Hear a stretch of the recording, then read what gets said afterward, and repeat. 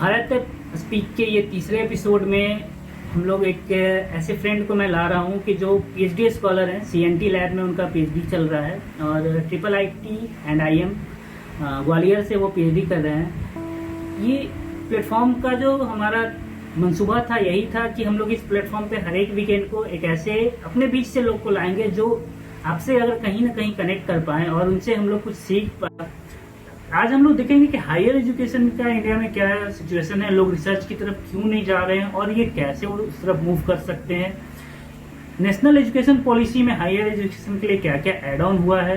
दो इंजीनियर मिल के भी काम खराब कर सकते हैं। इंजीनियर का काम ही है खराब करना, तभी तो बनाएगा। कैसा जा रहा है छुट्टी? दर्द हो गया। Officially welcome. Thank you. तो गौरव, हम तुमको इंट्रोड्यूस करने के पहले ये बता दो तुम अपने ही बारे में कि ये जो चल रहा है तुम्हारा ये पीएचडी का थीसिस वो क्या है, और तुम्हारे गाइड के बारे में थोड़ा सा बता दो ताकि लोग कनेक्ट शुरू से ही कर पाए कि तुम क्या कहाँ पर क्या कर रहे हो। तो एक्चुअली अभी मेरा फर्स्ट ईयर कंप्लीट हुआ है जस्ट। अभी थर्ड सेम के लिए रजिस्ट्रेशन किए हैं, सेकंड ईयर। तो इंडिया में मतलब ट्रेंड क्या है कि आपको 18 मंथ्स का टाइम मिलता है। Before that you have to fix your topic and your research objective. ठीक है, तो आप ये 1.5 साल में जितना एक्सटेंसिव लिटरेचर सर्वे करना है, आपका रिसर्च गैप्स है, पर्टिकुलर आपने डोमेन अपने सिलेक्ट किया, पर्टिकुलर सपोज मैंने अभी स्पिंट्रॉनिक्स सिलेक्ट किया है। ठीक है, तो क्या था कन्वेंशनल इलेक्ट्रॉनिक्स में कि वहाँ पे जो भी डिवाइस था उसका लॉजिक होता था इलेक्ट्रॉन के फ्लो पे। जैसे हम लोग जानते हैं इलेक्ट्रॉन में स्पिन होता है तो उसका अप एंड डाउन होता है, अप एंड डाउन स्पिन। तो स्पिंट्रॉनिक्स में वही है कि हम लोग इलेक्ट्रॉन के फ्लो को नहीं, हम लोग इलेक्ट्रॉन के स्पिन को कंसिडर करके हम लोग डिवाइस के फंक्शनलिटी को जानते हैं। तो रिसेंटली बहुत अच्छा टॉपिक है, तो मतलब 1998 में इस पे नोबेल प्राइज मिला, 1988 में। तो उसके बाद इसका बहुत अच्छा कॉमर्शियली यूज हुआ, जो हम लोग अभी देखते हैं जो हमारा स्टोरेज में बहुत ज़्यादा अच्छा यूज हो रहा है एम रैम में। पहले डायनेमिक रैम यूज करते थे, अभी मैग्नेटिक रैम यूज कर रहे हैं। तो काफ़ी ज़्यादा चेंजेज हुए हैं और काफ़ी अच्छा मार्केट भी इन्होंने बनाया है स्पिंट्रॉनिक्स के जितने भी रिसर्च कम्युनिटी है। तो that was good for me. तो पहले तुम नेशनल एजुकेशन पॉलिसी पे तुम्हारा टेक क्या है, तुम पहले उसको थोड़ा समराइज कर दो। पॉलिसी अच्छा है, बट आप किस लेवल तक उसको इम्प्लीमेंट कर पाते हो, that is the main problem. ठीक है, आपने तो जैसे अभी एनईपी में क्या हुआ, हायर एजुकेशन के लिए ये लोग बोल रहे हैं कि हम लोग फ्यूचर में 6% ऑफ जीडीपी इन्वेस्ट करेंगे एजुकेशन सेक्टर में। तो ठीक है, अच्छी बात है कि आप पैसे इन्वेस्ट कर रहे हो, तो ऑब्वियसली वहाँ पे लोग मतलब अपने आप को देखेंगे कि अपॉर्चुनिटी है, जहाँ पे पैसा रहेगा वहाँ पे अपॉर्चुनिटी क्रिएट होंगे। हाईलाइट था कि जो भी ग्रॉस इनरोलमेंट रेशियो है वो इंक्रीज करना चाह रहे हैं लोग 50% बाय 2025, जिसमें 3.5 करोड़ इनका एक्सपेक्टेड है कि हायर एजुकेशन में जाएंगे लोग। इतना ज्यादा इनरोलमेंट, ये सोच रहे हैं कि 3.5 करोड़। तो ये वाला प्रेशर को तुम अपने तरफ से हैंडल करके घर को कैसे एक्सप्लेन किए थे कि हम ये डिसीजन ले रहे हैं? ये मेरे लिए इजी था, क्योंकि मेरे ऐसा कभी ऑब्जेक्शन नहीं उठा घर पे कि तुम क्यों करना चाह रहा, आगे पढ़ना चाह रहा। तो क्योंकि मेरे पापा भी काफी मतलब पढ़े लिखे हैं, तो उनको समझ है कि पढ़ना, अगर कोई पढ़ना चाह रहा है तो कभी रोके नहीं थे। उन्होंने बस 10th के टाइम पे पूछा था कि बायो लोगे कि मैथ तो बस मैंने बोला बायो में। उस समय मुझे याद है कि फर्स्ट टर्मिनल में 4 मार्क्स आया था 20 में, सबसे लोएस्ट था क्लास में तो समझ गए तो बायो मेरे बस की बात नहीं है, तो मैंने बोला मैथ। उसके बाद जो मेरा डिसीजन था सब लोग सपोर्ट किए घर में। सपोर्ट आते हैं। हाँ, वो सपोर्ट, फैमिली का सपोर्ट जरूरी है। बिल्कुल, अभी के हायर एजुकेशन में तो बहुत हायर एजुकेशन में जरूरी है, बट अब थोड़ा सा गवर्नमेंट भी अभी जैसे जो फेलोशिप है वो इंक्रीज हो गया है, तो थोड़ा सा मतलब फाइनेंशियली सपोर्ट घर पे प्रेशर नहीं होता, सपोर्ट हो जाता है। आप अपना खाना पीना सब देख सकते हो, अपना फी वगैरह खुद से पे कर सकते हो। आपको सेविंग शॉर्टलिस्ट करेंगे तो मुझे नहीं लगता कि वो मास्टर्स जिनका कंप्यूटर साइंस है उसको शॉर्टलिस्ट करेंगे। वो देखेंगे कंप्यूटर साइंस, उनको हटा देंगे। तो ये प्रॉब्लम रहा है मल्टी डिसिप्लिनरी में। बट अभी इन्होंने क्या किया है कि आप एक साथ 2 कोर्सेज कर सकते हो। अगर आपका इंटरेस्ट आर्ट्स में है, लैंग्वेज में है, आप टेक्निकली कोई सब्जेक्ट पढ़ रहे हो, फिजिक्स है, बेसिक साइंसेस का, लेकिन आप आर्ट्स का भी कोई एक सब्जेक्ट लेके आप हायर एजुकेशन कर सकते हो। तो अच्छी चीज़ है ये। आफ्टर ग्रेजुएशन एमटेक के बाद पीएचडी, ये कैसे हुआ था? एक्चुअली हम लोग को पता हमारा बीटेक कैसा रहा है, हम सबका बीटेक, ठीक है। तो बीटेक बहुत मतलब अच्छा नहीं कर सकता, मतलब अच्छा था बट सेटिस्फाइड नहीं थे बीटेक के रिजल्ट से। जो सेटिस्फाइड नहीं थे? नहीं, सेटिस्फाइड नहीं थे, कोई भी नहीं। मेरे लिए काफी अच्छा एक्सपोजर था। फिर जैसे आप किसी से मिलते हो, आपसे सीनियर हैं, आप किसी दूसरे कॉलेज में जाते हो, तो एक्सपोजर देख के लगता कि अरे हाँ,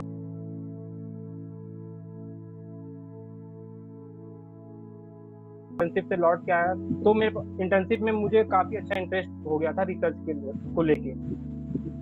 फिर एमटेक का अच्छा मेरा गया, थीसिस अच्छा प्रेजेंटेशन हुआ, फाइनल प्रेजेंटेशन।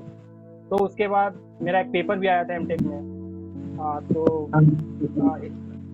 तो फिर मेरे लिए लगा कि ये अच्छा अपॉर्चुनिटी है। कुछ एमटेक के बाद डिसाइड किया था कि पीएचडी करना है। तो उसमें एक चीज आता है कि जैसे कि एनईपी में एक पॉइंट भी है कि इंस्टीट्यूशनल रीस्ट्रक्चरिंग का बात हो रहा है, ऑटोनोमस डिग्री ग्रांटिंग कॉलेज को ज्यादा बढ़ावा दिया जाएगा। तो ऐसे में क्वालिटी बढ़ेगा या घटेगा? क्योंकि ऑटोनोमस होने के बाद बहुत चीज होता है जो कॉलेज लेवल पर मैनेज जब होने लगता है, तो कॉलेज किसी तरह से भी इनरोलमेंट बढ़ाना चाहता है, रिजल्ट देना चाहता है, जो कि ग्रेजुएशन के समय बहुत प्राइवेट कॉलेजेस ये करते हैं। जब हायर एजुकेशन में भी यही चीज आ जाएगा तो ये कहाँ फायदा देने जा रहा है या नुकसान है? ऑटोनोमस मेरे हिसाब से एजुकेशन पॉलिसी जितना भी एजुकेशन सेक्टर में है बहुत ही कॉम्प्लेक्स चीज है। मतलब आप, मुझे लगता है कि ये ऑटोनोमस होने के बाद थोड़ा सा मनी माइंडेड हो जाता है कोई भी इंस्टीट्यूट, वो मनी माइंडेड हो जाता है। आप पहले देखना कि पहले क्या होता था, आप स्कूल अगर अटेंडेंस कम है, शॉर्ट है, तो आपके पेरेंट्स को बुलाते थे, आपको डांटते थे, सब करते थे। बट अब क्या होता है कि अगर आपके स्कूल में अटेंडेंस कम है तो आपको सीधे 100 रुपए का फाइन लगा देंगे। वो फाइनेंशियली जो फाइनेंशियल पनिशमेंट दे रहे हैं। तो ये चीजें होने लगी है ऑटोनोमस कॉलेजेज में। बहुत सारे ऑटोनोमस बहुत अच्छे अच्छे कॉलेजेज हैं, बट वो डिपेंड करता है कि उनका गवर्निंग बॉडी कैसा है। आप इतना ऑटोनोमस कॉलेज है, उनको इंडिपेंडेंट नहीं छोड़ सकते। उसके ऊपर एक बिग, जिसको बोलते हैं बिग अम्ब्रेला एक है, उसके अंडर आपको रखना पड़ेगा। कोई ना कोई एक बिग ब्रदर होना चाहिए जो सबको देख रहे हैं। तो ये ठीक है अगर एक बिग ब्रदर है जो अनबायस्ड होकर सबको देख रहा है, सारा चीज ईयरली रिव्यू कर रहा है, उनका प्रोग्रेस, कितना फंड आ रहा है, कितना इन्होंने पेटेंट अप्लाई किया है, कितना इनका रिसर्च पेपर आया है, कितना इनका स्टूडेंट का जो यहाँ से ग्रेजुएट हुए हैं उनका क्या इम्पैक्ट रहा है सोसाइटी में। तो वो सब चीजें अच्छी है। +2 में हम लोगों से गलतियां हुई थी, क्या हुआ था उसमें? गलती नहीं बोलते उसको, ब्लंडर। हाँ, ब्लंडर ही था, पर ऐसा गलती क्या था जो हम लोग वो एनआईटी आईआईटी के कोड को क्रैक नहीं कर पाए थे? क्योंकि हम लोगों ने कोचिंग अच्छी जगह ज्वाइन किया, स्कूलेज ज्वाइन किए, पर सेल्फ डिसिप्लिन लैक किए या बहुत चीज किए। तुम्हारे अनुसार क्या था, तुम कहाँ पर मिस किए थे? मेरे हिसाब से लगता है कि सेल्फ अवेयरनेस कम था लोगों को। हम सारे का कॉमन मतलब लगता है कि हम लोग उस समय ये नहीं जानते थे क्या इम्पैक्ट होगा इसका, आईआईटी एनआईटी में नहीं जाने का, टेक्निकली अच्छा नॉलेज नहीं लेने का क्या इम्पैक्ट होगा। वो सेल्फ अवेयरनेस नहीं था हम लोगों के पास, क्योंकि हम लोगों ने देखा ही नहीं वो चीज कि कोई अच्छा कॉलेज से पढ़ के आ रहा है तो उसका फ्यूचर कैसा है, और जो मतलब प्राइवेट कॉलेज या कहीं डोनेशन से दे के पढ़ के आ रहा है तो उनका ग्रोथ कैसा है, वो चीज हम लोगों ने देखा नहीं। तो ये चीज एक हमारे लिए सेल्फ अवेयरनेस थोड़ा कम था। और बाकी चीजें था डिसिप्लिन हम लोगों ने बहुत, और मस्तीखोरी करोगे तो डिसिप्लिन तो ऑब्वियसली है कि थोड़ा सा लैक होगा ही। तो बट सीनियर्स अच्छे हैं, सब जगह के सीनियर्स का अच्छा है। अभी तो मेरे साथ तो अच्छा एक्सपीरियंस रहा है सारे सीनियर्स का। बट कुछ जगह मैंने सुना है कि कुछ अच्छा नहीं रहा है। मतलब ये होता है कि आप किसी के साथ काम कर रहे हो तो आपने बहुत मेहनत किया, जैसे आपने पेपर लिखा, सारा चीज किया, आप मेहनत किया, तो आपका नाम का उसमें पोजीशनिंग होता है। तो सबका अलग अलग, आप कोई भी रिसर्च पेपर देते हो तो first, second, third, fourth author, तो आपने काम किया फर्स्ट ऑथर का, लेकिन आपका नाम है थर्ड ऑथर पे, तो उसका वेटेज गिर जाता है। तो वहाँ पे उनको लगता है कि मेरे साथ कोई धोखाधड़ी हुआ है, तो वो सब चीजें होता है। बट हमारे मेरे साथ ऐसा भी कभी लेकिन हुआ नहीं। फेवरेटिज्म यहाँ पर भी है। हाँ, फेवरेटिज्म नेपोटिज्म आप कुछ भी बोल लो, सब जगह है। नहीं, फेवरेटिज्म पे तो हम लोग डायरेक्ट बोल सकते हैं कि हम लोग डीएवी में थे या जहां भी थे, तो टीचर्स के कुछ फेवरेट बच्चे हो जाते हैं जिनको ज्यादा अपने दिक्कत नहीं अपना होता है। अपना बात कर रहा नहीं, हम नहीं थे, कुछ लोग थे फेवरेट उनके उनके। अच्छा गौरव, इसके बाद हम लोग आते हैं कि इस पे जो अब एक और किया है कि ये पीएचडी में जो दूसरा चीज जो करने जा रहा है कि अब बैचलर विथ रिसर्च अगर कोई रहेगा तो 4 साल के बाद ही पीएचडी परस्यू कर सकता है, और पहले हम लोग के समय ऐसा नहीं था, मास्टर्स करना होता था। तो नहीं, इससे पहले बेनिफिट पहले है क्या? अच्छा, नहीं पहले भी ऐसा था। तो पहले क्या होता था कि सपोज मेरे हिसाब से एनआईटी एनआईटी वारंगल या एनआईटी साउथ का कोई टॉप एनआईटी है, उनका आईआईटी मद्रास के साथ एमओयू साइन हुआ था। ठीक है। अच्छा। तो उसमें ये था कि अगर बीटेक में आपका 8.5% सीजीपीए है या 9 सीजीपीए है, तो उसके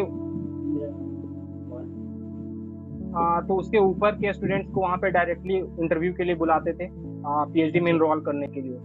तो ये चीज पहले भी था, बहुत सारे इंस्टीट्यूट के बीच आपस में उन्होंने अपना कोलैबोरेशन कर रखा था, बट अब ये थोड़ा हाईलाइट। अगर तो फिर तो वही एक है। चीज अब हम लोग आते हैं कि ये पीयूष मिश्रा के साथ तुम्हारा कनेक्शन क्या है? काफी तुम उनको पसंद करते हो, मतलब पीयूष नहीं मिश्रा का हम हमेशा मतलब तुमको पोस्ट देखते हैं शेयर करते हुए, मतलब शायद one of the favourite writers में से तुम उसको मानते हो। बहुत मेरे मतलब एक चीज, जैसे ही ये मेरे पास इंटरेस्ट ये सब में बहुत पहले नहीं था, जब मास्टर्स में था तो बहुत सारे वहीं पर प्रेशर्स होते जाके हैं इंटरेस्ट होता ही है, वहीं पर जाके होता ही है। क्या क्या। बोल रहे कि ये सब में शायरी और हिंदी साहित्य में कविता में इंटरेस्ट मास्टर्स में ही जाके होता है, क्योंकि ग्रेजुएशन तक तो मजा आता है सिर्फ बॉलीवुड के गानों में ही, और बहुत हुआ तो भोजपुरी के गानों में। भोजपुरी के गाने के लिए वो अलग माहौल चाहिए, बाकी तो है ही। तो ऐसा नहीं है इंटरेस्ट, सुनते हैं कभी कभी यूट्यूब से वीडियो सुनते हैं मनोज मुदस्सिर का या फिर किसी का भी इनका, या फिर इंटरव्यू होता है तो काफी मतलब देखते हैं, या फिर दुबई के मुशायरे होता है तो उसका वीडियोस देखो, अच्छा रहता तो फिर एक बार फिर से हम लोग आते हैं नेशनल एजुकेशन पॉलिसी पे। कम्युनिटी इंगेजमेंट का बात करते हैं। मैंने जो पढ़ाई किया है वो कम्युनिटी से काफी रिलेटेड है। हम लोग का जो भी पढ़ाई होता है, आप पढ़ाई कीजिए, फिर कम्युनिटी में जाइए और प्रैक्टिकल कीजिए, या फिर कम्युनिटी में जाइए और सीख के आइए, फिर यहाँ बताइए कॉलेजेस में। तो ऐसा पीएचडी में जो टेक्नोलॉजी के रूप में जो भी रिसर्चेज होता है या फिर जो भी एक्सपेरिमेंट होता है, वो कम्युनिटी से कैसे रिलेट होता है कहीं पे क्या? है। पहली बात तो है कि ये कि जैसे आप जैसे कोई रिसर्च का प्रपोजल लिख रहे हो, कोई भी रिसर्च प्रपोजल लिख रहे हो, आप मैनेजमेंट के हो या फिर कोई टेक्निकल फील्ड के हो, तो सबसे पहले कोई फंडिंग एजेंसी, अगर आपने कोई रिसर्च प्रपोजल लिखा और हम कोई एक फंडिंग एजेंसी के पास जा रहे हैं, जैसे भी डीएसटी है, बहुत सारे हैं, डीएई है, तो वो देखेंगे कि इसका सोसाइटल इम्पैक्ट क्या है। ठीक है, आप पैसे ले रहे हो, रिसर्च आपका अच्छा है, बहुत अच्छा है, बट इसका सोसाइटी पे क्या इम्पैक्ट होगा। वो भी देखेंगे नियर बाई फ्यूचर। आप ऐसा कोई प्रोजेक्ट लेके जा रहे हो जो देखो जिसका इम्पैक्ट उनको लग रहा है कि मे बी 20-30 साल बाद दिखेगा, तो थोड़ा अभी के टाइम में फंडिंग एजेंसी बहुत केयरफुल हो गया किसी को फंड देने में। ठीक है, तो कम्युनिटी इंगेजमेंट एंड सर्विस का जो बात कर रहे हो कि हाँ, बहुत सारे ऐसे हैं मैनेजमेंट में कि जहाँ पे लोग सर्वे करते हैं पहले, फिर उसके बाद वो रिसर्च प्रपोजल लिखते हैं। तो जो जितना अच्छा सर्वे होगा उतना अच्छा सोसाइटल इम्पैक्ट भी आप दिखा सकते हो कि हाँ, मेरे जो भी काम है कितने लोग को इफेक्ट करेगा इतने ड्यूरेशन में, विद इन दिस ड्यूरेशन। ठीक है, तो वैसे ही टेक्निकल में भी एमटेक और पीएचडी के थीसिस कहाँ पर कम्युनिटी में इम्पैक्ट कहीं पर है इसका, या फिर ये आगे चल के कुछ इसका इम्पैक्ट दिखेगा? तो ऐसा कुछ पेपर में क्या है? एक्चुअली मेरा काम कंप्यूटेशनल है, मतलब कंप्यूटेशनल काम है। तो एक्चुअली कंप्यूटेशनल और फैब्रिकेशन का काम होना चाहिए साथ में, कि आप कंप्यूटेशनली किसी चीज को प्रिडिक्ट कर रहे हो कि हाँ ऐसा ये फंक्शन करेगा डिवाइस, कोई भी आपने डिवाइस मॉडल किया। बट अभी इंडिया में फैब लैब का थोड़ा इशू है, तो इसीलिए भी हम लोग कंप्यूटेशनल पे ही काम करते हैं, और कंप्यूटेशनल में ये दिखाते हैं कि हाँ एक्सपेरिमेंटली ये चीज़ फिजिबल है, तो नियर बाई फ्यूचर हो सकता है कि ये चीज़ें इम्पैक्ट करे। अच्छा, एक बार फिर से यहाँ पर आते हैं कि हम लोग जो बात कर रहे थे कि इसके बारे में कि अराउंड नेशन जो भी बहुत सी जैसा चलता है, जो बहुत लोग अपना व्यू रखते हैं, पर कभी कभी ऐसा नहीं लगता है हम लोगों को कि हम लोग आधी जानकारी है जीडीपी के बारे में कुछ नहीं जानते हैं और जीडीपी पे कमेंट करना शुरू कर देते हैं। इसके पहले थोड़ा जान ले तो क्या होता है, सोशल मीडिया एक कचरा का डब्बा जैसा लगने लगता है कि हर कोई को जो मन आ रहा है उसमें फेंक दे रहा है, और तुम थोड़ा देर के लिए जाते हो, तुम भी उस कचरे में फंस जाते हो। तो क्लियर विजन होना चाहिए दोनों के पास, प्रो एंड कॉन्स होने पता होना चाहिए दोनों का, बट लोग वहाँ पे आजकल नहीं सोच रहे हैं, बस उनको आज पॉइंट रखना है। और भले ही कोई आज के टाइम पे लोग बहस इसलिए नहीं करते कि उनको कुछ सीखना है, बस इसलिए करते हैं क्योंकि उनको जीतना है, तो बस वही पर अगर तुम्हारा पीएचडी और तुम्हारा पूरा एजुकेशन लगभग इलेक्ट्रॉनिक्स से रिलेटेड रहा है, ग्रेजुएशन रहा है, मास्टर्स रहा है और पीएचडी में भी इलेक्ट्रॉनिक्स से रिलेटेड होती है, तो ये इलेक्ट्रॉनिक्स और अभी का जो डेवलपिंग मार्केट है इलेक्ट्रॉनिक्स का, उसमें इंडिया के लिए ये कितना जरूरी है इस चीज पे ध्यान देना, इलेक्ट्रॉनिक्स सेक्टर पे ध्यान देना? अभी बहुत बड़ा सेक्टर है इलेक्ट्रॉनिक्स। अभी जैसे मेरा टॉपिक का बात कर रहे हैं, तो अभी मेरे पास एक डाटा था कि मेरे टॉपिक में अभी 2018 में करीब 2.6 बिलियन यूएस डॉलर इन्वेस्ट किया था, तो लेकिन एक्सपेक्टेड है कि 2024 में 17.67 बिलियन यूएस डॉलर इन्वेस्ट होगा। तो ये तो 47.04% कंपाउंड एनुअली ग्रोथ रेट है इसका। तो बहुत सारे ऐसे टॉपिक्स हैं जहाँ पे लोग को लग रहा है कि जिनका फ्यूचर है इलेक्ट्रॉनिक्स में, बहुत सारे जैसे स्टोरेज हो गया, कम्युनिकेशन हो गया, लॉजिक हो गया, किसी चीज का फंक्शनिंग का लॉजिक हो गया, तो वहाँ पे इन्वेस्टमेंट हो रहा है। मैं ये बोल रहा था ना कि ग्रेजुएशन के बाद जो हम लोग के साथ इश्यू आता है कि बढ़िया कॉलेजेस से जो लोग निकलते हैं, अच्छा प्लेसमेंट लेके लोग निकल जाते हैं, तो शुरू में वो जॉब के लिए चले जाते हैं, तो जो बेस्ट माइंड है वो रिसर्च की ओर सेल्फ मोटिवेटेड अगर नहीं। बहुत ट्रिकी क्वेश्चन है। मेरे हिसाब से रिसर्च सेल्फ मोटिवेशन का ही काम है, आप किसी को फोर्सफुली नहीं कर सकते आप, क्योंकि रिसर्च पीएचडी एक ऐसा मतलब ऐसा डिग्री क्या बोलते हैं, मैं तो बोलूँगा जर्नी है। बहुत सारे लोग इसमें, अगर गवर्नमेंट चाहता है कि इसमें लोग इंटरेस्ट ले तो उनको लोगों को अवेयर करना पड़ेगा, दिखाना पड़ेगा एक तरह से कि हाँ यहाँ पे अपॉर्चुनिटी है आपके लिए, आप यहाँ पे आ सकते हो। तुम्हारे तरफ से और कुछ अगर हायर एजुकेशन में ऐड करना चाहो तो तुम कर सकते हो, जहाँ पर हम छूट रहा हो मेरी तरफ से। कि आप अगर इंटरेस्टेड हो करने के लिए तो बेसिकली जाओ, ऐसे कोई नहीं, रिग्रेट नहीं जा रहे हैं, डेट्स बढ़ रही है, पर लॉकडाउन धीरे धीरे हम लोग खोल रहे हैं, तो अब खोलना ही ऑप्शन है हमारे। ऑब्वियसली लॉकडाउन अब मतलब कोविड-19 अब एक कहीं पढ़ा था कि वो जो होगा देखा जाए मोड में पहुंच गया है, अगर हो गया तो देख लेंगे। कोविड-19 अब मेरे को कोरोना हो गया। गौरव, एक चीज जो चल रहा है हमारे कंट्री में, ज्यादा हम लोग उस पर बात नहीं करेंगे, बस अपना एक पर्सनल व्यू रखेंगे, क्योंकि मेरे को ये सब चीज थोड़ा थोड़ा करता है जब सोशल मीडिया पे लोगों को बात करते देखते हैं। एक है मीडिया ट्रायल, जैसे ही कोई केस होता है मीडिया में सबसे पहले आता है और मीडिया उसको दोषी ठहरा देता है, मीडिया उसको एक लेवल पे खड़ा कर देता है, उसके बाद जांच शुरू होता है। इसके बारे में क्या कहते हैं? ये तो गलत है। किसी को पर्सनल लाइफ को आप नेशनल टीवी पे शो कर रहे हो, आप किसी के व्हाट्सएप चैट को नेशनल टीवी पे शो कर रहे हैं, तो उनका प्राइवेसी का इन्वेजन है। आपके पास उनके पास कोई, आपके पास लग रहा है कि इन्होंने कोई क्राइम कमिट किया है, तो आप रिपोर्ट करो ना।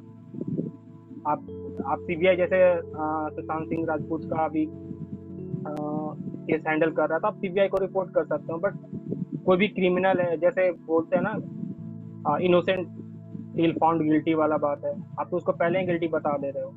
ठीक है, उन्होंने ट्रेंड में आ गया, हम कहेंगे कि लाइक डिसलाइक वाला थिंग, मतलब मेरे मन में है कि वो फिल्म कैसा भी रहे उसको डिसलाइक मार देना है। सड़क 2 I dislike, Gunjan Saxena dislike, खुदा हाफिज आई लाइक। फिल्म में कंटेंट है कि नहीं उससे हमको मतलब नहीं है। अभी पे तो ये कमेंट नहीं करेंगे, क्योंकि अभी लोग कंटेंट पे नहीं जा रहे हैं, अभी इमोशनल होके सारे चीजें पे डिसीजन ले रहे हैं। तो ये मोदी जी का है। पिछला मन की बात भी बहुत ज्यादा डिसलाइक किया लोगों ने, क्योंकि वो लोग एग्जाम पोस्टपोन करवाना चाह रहे थे, तो शायद डिसलाइक करवा के वो चीज अपना एक मैसेज देना। बेटर था कि आप जितना सोशली इंटरेक्ट कर पाए हम लोग एक दूसरे से, शायद अभी नहीं कर पाते जैसे आप पबजी पे एक दूसरे के मोबाइल में लगा रहता तो राहुल के घर नानी से डांट सुनने कौन जाता सुबह उठाने के लिए। गौरव, फिर एक चीज बताओ यार, पीएचडी का जो लंबा सेशन होता है, ऐसे में फ्रस्ट्रेशन भी आता है बीच बीच में, तो उस समय इसको रिफ्रेश कैसे किया जाता है? हाँ, फ्रस्ट्रेशन आता है, वीकली ही आ जाता है, ऐसा नहीं है कि इसका कुछ है। जिस दिन आप किसी चीज को आप सोच के बैठे हो कि आज करना है काम, तो क्या होता है पीएचडी लाइफ में, आप ऐसा नहीं है कि आपको सिर्फ रिसर्च ही करना है। आपको 8 एमएचआरडी का रूल है कि 8 घंटे आपको आपको कॉलेज का जो, जैसे मेरे को अब मुझे इंस्टीट्यूट फेलोशिप मिल रहा है, तो 8 घंटे 10 घंटे मुझे इंस्टीट्यूट के कुछ काम करने पड़ेंगे।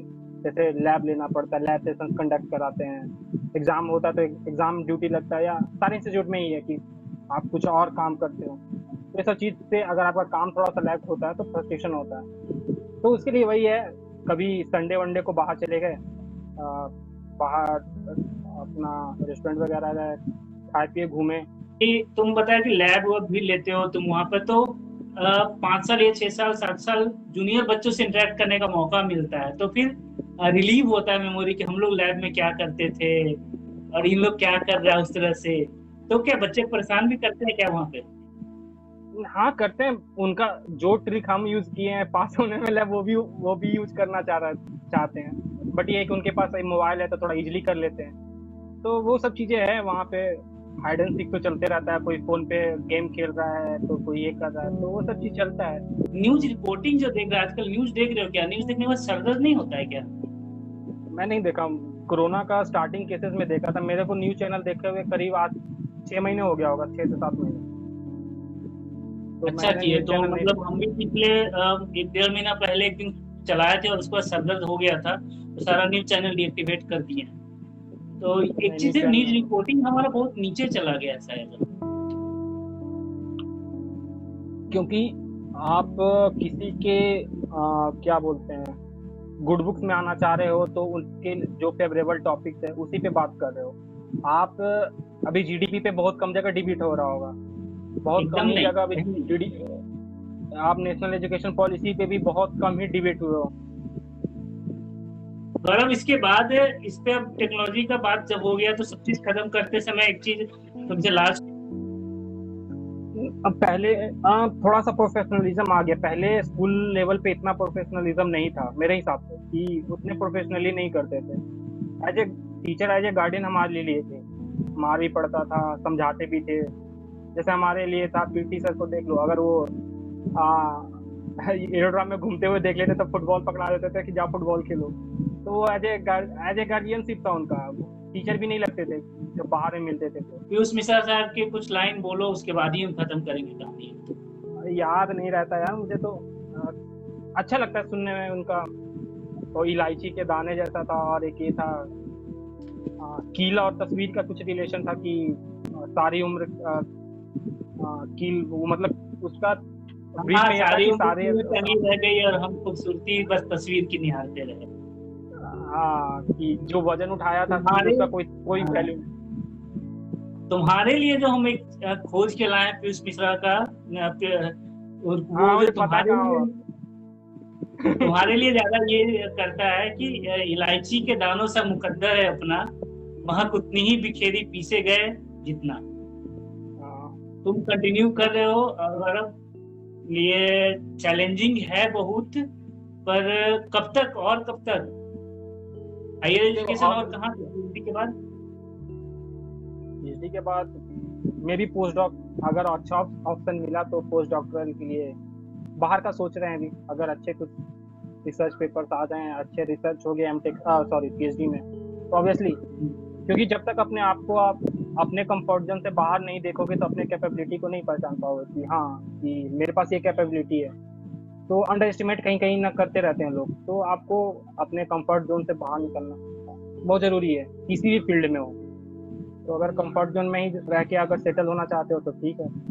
बाहर निकल रहे हो तो थोड़ा प्रॉब्लम होता है चीज़ों में। बाहर निकलोगे तो ऑब्वियसली प्रॉब्लम होगा। सोशल सोशल कल्चरल बहुत सारे प्रॉब्लम होते हैं, बट एक्सपीरियंस अच्छा होता है। ठीक है, तो मजा आया। फिर से भी यही रिक्वेस्ट करेंगे, सबसे रिक्वेस्ट करते हैं कि ये ओपन प्लेटफॉर्म है। अगर तुम्हारे कोई फ्रेंड या तुम्हारे कोई सीनियर्स शेयर करना चाहते हैं, वो तुम्हारे साथ कंफर्टेबल अगर हैं, तो हम एक फ्राइडे आप डेडिकेट करो उनको और उनको लेकर आओ। ये प्लेटफॉर्म ओपन आपको दे दिया जाएगा और आप उनसे इंटरेक्ट करो, क्योंकि आप उनके साथ ज़्यादा कंफर्टेबल हो। वैसे मेरा कोशिश है हर एक वीकेंड पर एक नया टॉपिक को कवर करने का। यहाँ पर पीयूष मिश्रा साहब की एक शायरी के साथ हम खत्म करेंगे अभी बात को। उम्र जाया कर दी औरों की नुक्स निकालते निकालते, इतना खुद को तराशते खुद तो को खुदा हो गए। तो खुदा हो जाते हैं। हाँ, वो बात तो है कि हम लोग शुरू में जैसे स्टार्ट किए कि हम कोई भी इंस्पिरेशन की बात करते हैं किसी से, कोई भी बिग पर्सनालिटी हैं जिनको हम लोग, मेरे हिसाब से कि एक लोग ये नहीं सोच लोग इसमें कंफ्यूज हो जाते हैं कि फॉलो करना है या कॉपी करना है किसी भी पर्सनालिटी को। जैसे आप नारायण मूर्ति का बात कर रहे हो तो आप उनको फॉलो करोगे कि कॉपी करोगे, तो अगर उसमें आपका डिफरेंस पता है तो गुड। ये चीज़ का डिफरेंस होना पता चलना चाहिए। अगर इस प्लेटफॉर्म पे अगर हम जैसे लोग हैं जिनका एज ग्रुप सेम है, मेंटलिटी लगभग सेम है, प्रोफेशनल एक्सपीरियंस डिफरेंस है, तो वो ज़्यादा इजीली कम्युनिकेट कर पाएंगे ग्रुप से। तो एक अच्छा ये चीज़ बहुत बढ़िया लाइन तुम बोला, एकदम खत्म करने के लिए सही लाइन है कि हमको डिसाइड करना है कि हमको कॉपी करना है या इनसे इंस्पायर होना है। एक बार अब इसको एंड करते हैं, कीप लर्निंग कीप मूविंग के नोट पे। और किसी को कॉपी नहीं करना है, और इस प्लेटफॉर्म पे हम हर एक वीकेंड पे किसी न किसी को लेकर आएंगे, कोई ना कोई अलग अलग फील्ड से आएंगे। पर अब चलते हैं, खत्म करते हैं इसको। Thank you. Thank you. तो भारत एक स्पीक का जो ये प्लेटफॉर्म है, हर एक वीकेंड आपके सामने एक नए गेस्ट को लेकर आएगा। तब तक के लिए बाय, अपना ख्याल रखें। Thank you.